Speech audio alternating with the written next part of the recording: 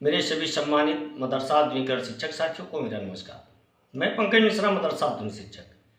दोस्तों, जैसा कि आप लोग सभी लोग जानते हैं कि मदरसा आधुनिकरण शिक्षकों की समस्या काफ़ी गंभीर है। उसके समाधान के लिए जो सार्थक प्रयास किया गया है वो रंग जरूर लाएगा। दोस्तों,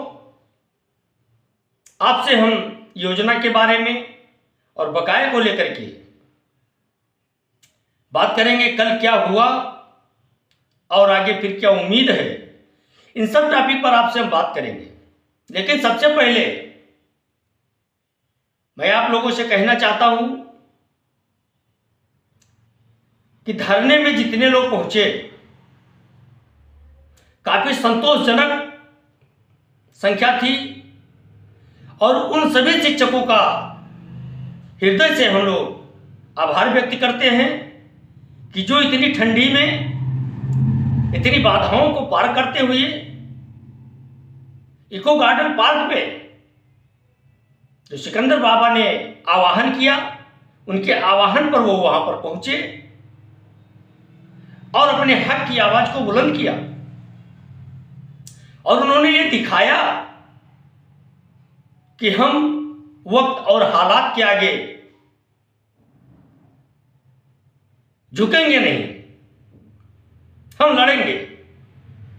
और वो लड़ाई दोस्तों रंग लाती दिख रही है और दिखेगी भी, क्योंकि जितने शिक्षक वहां आए थे वो सब जिंदा दिल थे। कुछ शिक्षक ऐसे थे जो नहीं आ पाए, उनके सामने कुछ मजबूरियां थी, और कुछ शिक्षक ऐसे हैं जो केवल फोन पर बात करते हैं, आने का उनके पास समय नहीं रहता है। तो मैं इतना कहना चाहता हूं कि इतनी टोका टोकी रोका रोकी हुआ, उसके बाद भी हमारे बहुत से शिक्षक साथी वहां तक पहुंचे। दोस्तों, आपसे मैं एक बात कहना चाहता हूं, वहां पर भी मैंने जिक्र किया था उस बात का, और यहां भी मैं आपसे कहना चाहता हूं कि कल जब हम लोगों का धरना चल रहा था तो हमारे शुभचिंतक, अपने आप को बताने वाले, हम लोगों की जिंदगी में अपार दुख भरने वाले, हम लोगों के तरक्की में बाधा बनने वाले, हम लोगों के साथ हमेशा विश्वासघात करने वाले सईदी साहब कल कांग्रेस पार्टी के विधानसभा के घेराव में वहां पहुंचे हुए थे, जहां पे हम लोगों का मंच लगा हुआ था। उसके पीछे वाले मंच पर वो बैठ करके हम लोगों की बातें सुन रहे थे। हमारे एक शिक्षक साथी ने उनको देखा, उनसे उन्होंने कहा कि आप लोगों का काम हो रहा है तो आप लोग को यहां आने की क्या आवश्यकता थी, क्यों आए हैं, क्या करने आए हैं। उसके बाद वो गेट से जाने लगे, गेट पर उनको पुलिस वालों ने रोक लिया। फिर उन्होंने कहा कि मैं मदरसा आधुनिकरण शिक्षकों के धरने में आया हूं, तब उनको जाने दिया गया। दोस्तों, उसके बाद वो अंदर आकर के दीवार छटक करके बाहर चले गए, लेकिन उस धरने में पहुंचने के लिए उनके पास 2 मिनट का समय नहीं बचा। हम लोगों का कार्यक्रम चल रहा था, हम लोगों के बगल से ही निकल गए 2 लोग थे, एक उनके साथ में कोई और थे, उनको मैं नहीं पहचानता। और जब हम लोगों का भाषण चल रहा था, विनोद कुमार मौर्य जी बोल रहे थे उस समय, और उन्होंने सुन करके इग्नोर करते हुए कांग्रेस के नेताओं के पास जाकर के पहुंच गए मैं तो योगी जी से मांग करता हूं कि ऐसे शिक्षकों के ऊपर आप कार्रवाई करें कि जो शिक्षक होते हुए और नेतागिरी कर रहा है, पार्टी से मिला हुआ है। लेकिन मैं बताना चाहता हूं सईदी साहब, आप लोग बहुत जल्द जाने वाले हैं सुप्रीम कोर्ट, फिर परेशान ना होइए। जितना हम लोगों के साथ आपने विश्वासघात किया है उसका प्रतिफल आपको मिलेगा। खैर ये वाद प्रतिवाद है, चलता रहेगा। लेकिन मैं अपने टॉपिक पे आता हूं मेरे शिक्षक साथियों, कि जो कल का धरना था काफी सफल था और आपकी बात विधानसभा विधान परिषद में कई माननीयों के द्वारा उठाया गया है और आश्वासन मिला है हम लोगों को कि बहुत जल्द हम लोगों का कार्य भी होगा।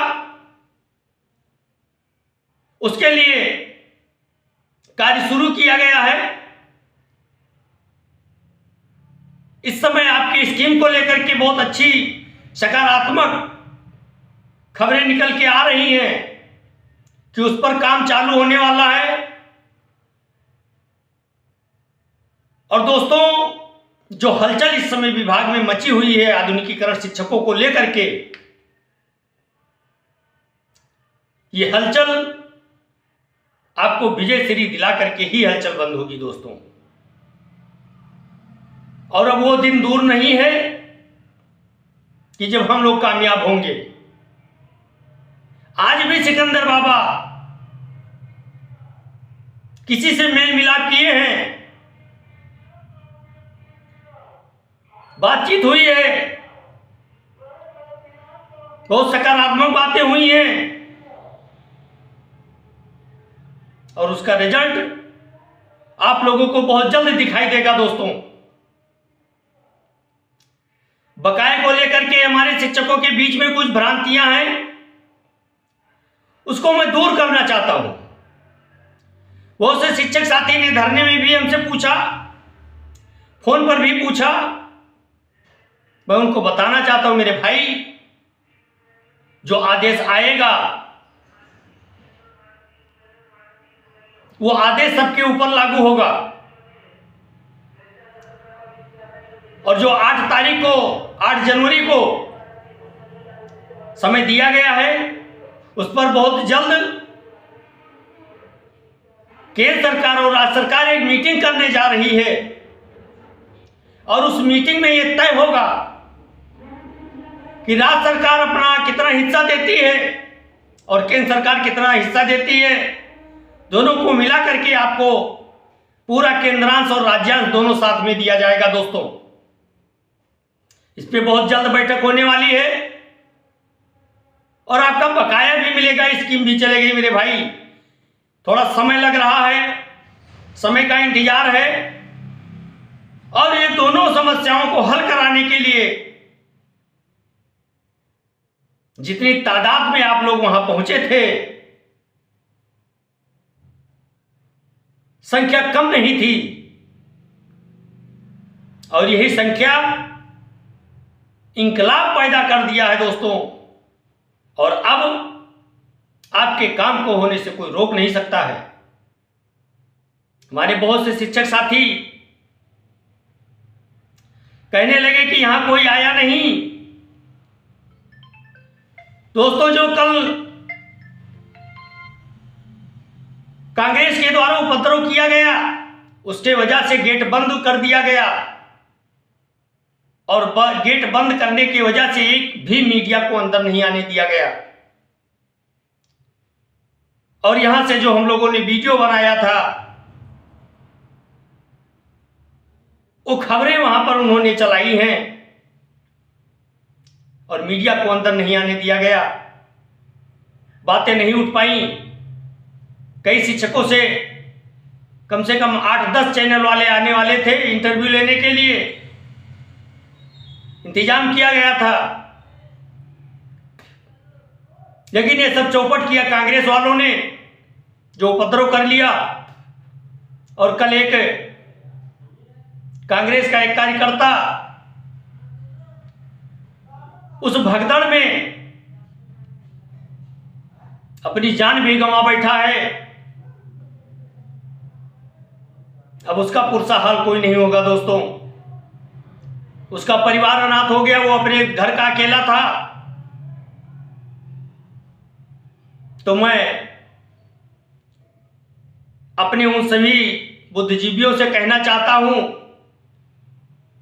कि ये नेता अपना काम निकाल के चले जाएंगे और जो फंसेगा वो हम और आप हैं। इसलिए आप नेताओं का पीछा करना छोड़ दें, उनके बहकावे में आना छोड़ दें, अपना समय न बर्बाद करें, अपना करियर न खराब करें, अपने विवेक का इस्तेमाल करें और अपने काम से काम रखें।